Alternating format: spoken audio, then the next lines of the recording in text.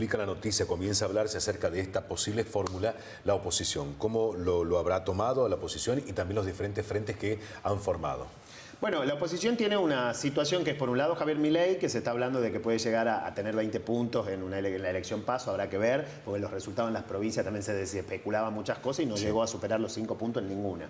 ¿No? Fueron estrepitosos fracasos en todas las provincias. Sin embargo, a nivel nacional, siempre son elecciones diferentes, se habla de que el tipo puede andar en 15, entre 15 y 20 puntos. Lo que sucede es que, bueno, se hizo una corrida mediática la última semana de que supuestamente se bajaba, eso le impactó un poco negativamente en su figura, y además echó a su principal armador político, ¿no? Porque ustedes saben de que hay equipos de trabajo y el armador político de las provincias es muy importante, ¿no? Y designó, creo que si mal no recuerdo, a su madre ahora como armadora política. Habría que ver qué experiencia tiene su madre. Eso por un lado, que yo siento que se va desinflando la candidatura de Milei.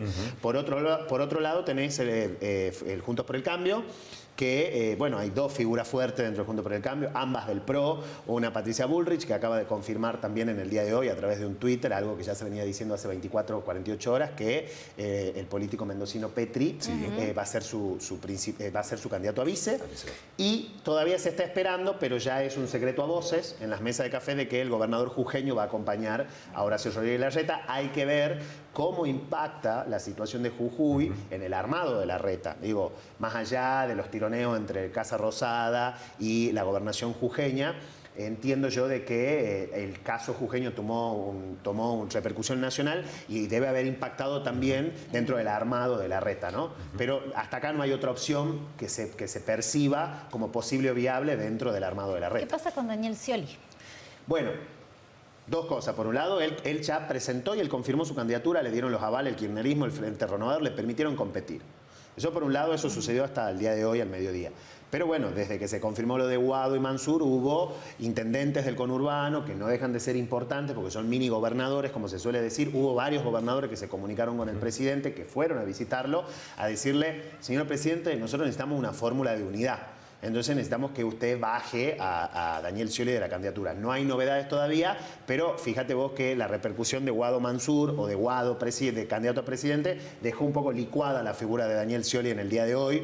Muy poca gente se acordaba de él hoy. Entonces hay que ver esta quita de apoyo, cómo puede repercutir, porque los apoyos simbólicos son muy importantes a la hora de hacer una campaña nacional, ¿no? Entonces hay que ver, porque también le estaría sucediendo lo que le está sucediendo a Milei y no se va como desinflando de a poco.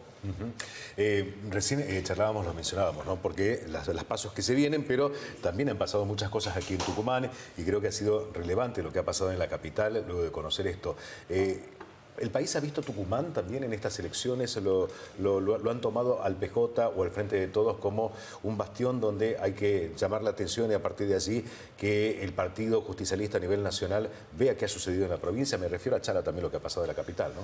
Absolutamente. O sea, siempre se especula con que, bueno, a ver, hay 5 provincias que te terminan definiendo la elección nacional y en esas 5 provincias no está Tucumán. El problema es que esas 5 provincias hoy están de alguna manera divididas de un lado y del otro de la grieta, entonces ahí empiezan a tomar provincias como Tucumán una repercusión importante de qué lado quedan, ¿no? Entonces, como sexto distrito más importante del país, por supuesto que es importante para el Armado Nacional, por supuesto que se siguió de ambos lados, por eso vino Patricia Bullrich, por eso hubo un desfile de candidatos nacionales a apoyar a la fórmula de Juntos por el Cambio, vino Larreta ese mismo día del escrutinio, más allá de que no hubo conferencia de prensa, llegó, se alojó, se fue al otro día, digo, se seguía de cerca el caso tucumano, sobre todo la retención cuando se vio que los guarismos eran irreversibles a nivel provincial, la retención de la capital, que finalmente le termina llevando tanto a Unidos por la Patria y al Frente de Todos Tucumano un triunfo histórico, que es el triunfo de la doctora Chala, ¿no? ¿Cómo analizás eso? ¿Por qué se produjo eso? Mira, en términos de número, en términos electorales, Beatriz Ávila no hizo una mala elección. Ella terminó el escrutinio definitivo con un buen caudal de votos. Te diría que mejor que la última elección de su esposo, del actual intendente. Sacó más votos que su esposo. Digo esto lo digo porque por ahí escuché a muchos que hablan de que se empezaron a ver culpables, de que Betty Ávila era una mala candidata. A mí me parece que no va por ahí el tema. A mí me parece de que hay que... Betty no es una mariscal de la derrota, en este caso, sino que hubo una gran candidata, que fue Roxana Chala, que terminó perforando ampliamente su techo electoral. El techo electoral del peronismo en la capital eran algo así como 120.000 votos, que fue lo que sacó el diputado nacional Mario Leito en la última elección. y si nos vamos a la de 2021 fueron 104.000 votos, o sea, fue menos que la de 19, pero bueno, no se comparan nacionales con provinciales. Si comparamos provincial con provincial, su techo era 117.000 votos, para ser exacto, y ella termina sacando 40.000 votos más, claramente perfora el techo electoral con una gran campaña.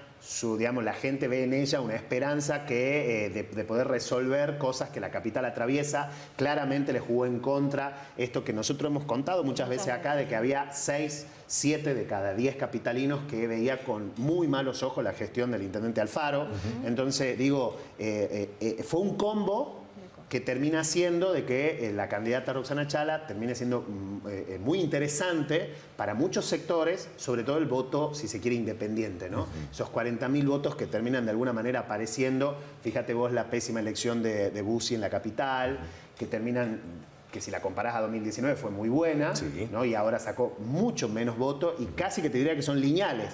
Son votos que se terminan yendo para el lado de Roxana Chala, la elección también de la izquierda, que se esperaba que sea mucho mejor, y terminan siendo votos que se van para Roxana Chala en la categoría intendenta. Entonces, bueno, acá estamos hablando de que no hubo una mala candidata al frente, sino que hubo una muy buena candidata que tenía el peronismo y que, bueno, toda la maquinaria peronista trabajó para que el piso esté y luego ella con su campaña logre perforar ese techo, 40.000 votos más, ¿no? Mauricio, preguntarte ahora qué pasa con la figura de Germán Alfaro, ¿no? Porque gente de su mismo espacio, José Cano, aseguró que es como un retroceso lo que está viviendo la oposición, lo que está viviendo Juntos por el Cambio. ¿Qué pasa con la figura de Germán Alfaro hoy? A ver, vos para hacer política, y esto para que la gente lo entienda del otro lado, se necesita dinero. Se necesita tener aparato. Muchas veces el dinero no es solamente físico, sino tener un aparato que te permita gestionar cosas para la gente y hacer campaña muchas veces, ¿no? Entonces, por eso cuando se dice de los aparatos, se está hablando de el uso que hay muchas veces en la política de los espacios públicos. Sí. Bueno, la oposición pierde un espacio público de poder muy importante como es la capital, que ahora pasa a manos de Roxana Chala, por ende ergo del peronismo. Coincido con el exdiputado, coincido con el actual legislador electo José Cano, es un retroceso para la oposición porque vuelven a tiempos de 2007, 2011, si se quiere, en donde se estaban armando y bueno, nada, le falta esa pata fuerte que te permite muchas veces financiar una elección. Entonces, me cuesta ver en un futuro próximo, no nacional, porque las elecciones nacionales siempre son diferentes, creo que le va a ir bien a la oposición en la elección nacional, sino que en la próxima provincial veo muy difícil un armado que sea fuerte opositor, tiene que pasar una catástrofe en el oficialismo como para que se vuelva a armar una oposición fuerte, porque bueno, acá es también la competencia del financiamiento, ¿no? Entonces hoy ese financiamiento se ha perdido y bueno, todos vuelven al llano en la oposición. ¿Cómo competís desde ese lugar? Es difícil. Entonces yo coincido plenamente con José Cano cuando dice es un retroceso, y te lo pongo en etapa histórica. Es un retroceso a tiempos de 2007 a 2011, donde recién se estaban armando y José Cano creo que llevaba su segunda derrota electoral como candidato a gobernador, ¿no? Recordemos que recién en el acuerdo por el bicentenario en el año 2015, una pata del peronismo oficialista, anti-alperovichista, se va para la oposición. Bueno, ahora eso queda totalmente diezmado y es el rearmado de los partidos. Hay que ver cómo se rearma la Unión Cívica Radical, qué pasa también con Sánchez, con su presidente, porque, a ver, nadie lo está diciendo, él viene de una sección electoral que es el oeste, si bien mantuvo su intendencia con el candidato Molinuevo, pero él pierde muy fuertemente en su sección electoral, pierde por casi 100.000 votos en su sección electoral, donde se esperaba que haga una mucha mejor performance, y él pierde por un diferencial muy grande, además de que Germán Alfaro no logra retener la capital, pierde la capital y también pierde en el este, entonces ahí se arma ese combo de el triunfo de casi 200.000 votos de diferencia del peronismo. Entonces digo, no es solamente Germán Alfaro entiendo yo que va a ser candidato ahora, seguramente, no tiene la misma capacidad de negociación. Viene de una derrota dura, no tiene la misma capacidad de negociación para exigir una lista única. Seguramente va a haber en Juntos por el Cambio una disputa muy similar a la de 2021 y se van a terminar de confirmar los liderazgos. Se habla por ahí de que el gran vencedor de la oposición hoy es Mariano Campero por la elección que hizo. Se habla también de que si bien no entró porque bueno, esto es lo que tiene el sistema DONT, ¿no? que vos podés sacar muchos votos y muchas veces no llegás. Una muy buena elección de Sebastián Salazar en el este, y es el único referente que tienen en el este hoy la oposición, es el único, el único radical en el este que tiene votos, sostuvo su intendencia a través de Paula Aquiles. Y bueno, y después la gran elección que hizo en la capital, Silvia Elías de Pérez, Canelada. Entonces entiendo que el radicalismo empieza una nueva etapa en donde va a tener que replantear sus liderazgos y que probablemente ahora lo veamos impactado ahora en los armados, seguramente, y también vamos a ver qué termina pasando con Germán Alfaro en este nuevo armado, pero me parece que hoy es una situación compleja la que atraviesa el intendente, porque mientras tiene que ver qué pasa con su futuro político próximo, también tiene que empezar a pensar en una transición, ¿no? Te iba a preguntar, y la última y ya nos vamos. Esa transición, ¿cómo te imaginas aquí en la capital? Mira, la Argentina tiene una ley para la transición, poco conocido, existe una normativa para las transiciones por ahí, aunque mediáticamente, recuerdo, Cristina y Macri nunca se vieron, los equipos trabajaron en una transición, lo mismo pasó con Alberto y Macri. Correcto, sí. Bueno, hay provincias que tienen normativas para transición, hay municipios que también. La capital tucumana no tiene una normativa para la transición, para hacer una transición, pero bueno, hay algunos resortes institucionales que tienen que ver con la diplomacia política, de que se supone que empezará a suceder en las próximas semanas de contactos de equipos técnicos de la candidata electa, de Roxana Chala, con equipos técnicos del municipio, porque no es fácil llegar a un municipio que ha sido gobernado 20 años por la oposición, y tampoco creo yo de que, no es normal que una persona llegue el día 1, el 1 de noviembre, y no sepa qué es lo que está pasando. Entonces, porque tampoco hay acceso a la información, no podés